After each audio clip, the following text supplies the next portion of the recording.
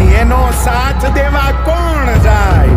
એનું પકવેલું અનાજ અહીંયા સૌ કોઈ ખાય, પણ ખરે ટાણે ખેડૂનું કોણ થાય?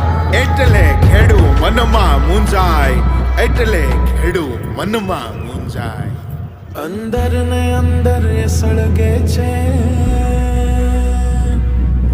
બળદના ચોટાએ બાંધી કામે વળગે છે.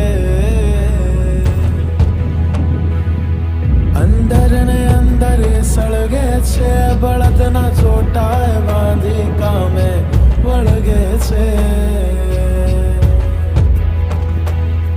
ધ્યાન રાખે છે બધી મોસમનું, ધાન બધાનું એ તો જીવની જેમ પકવે છે.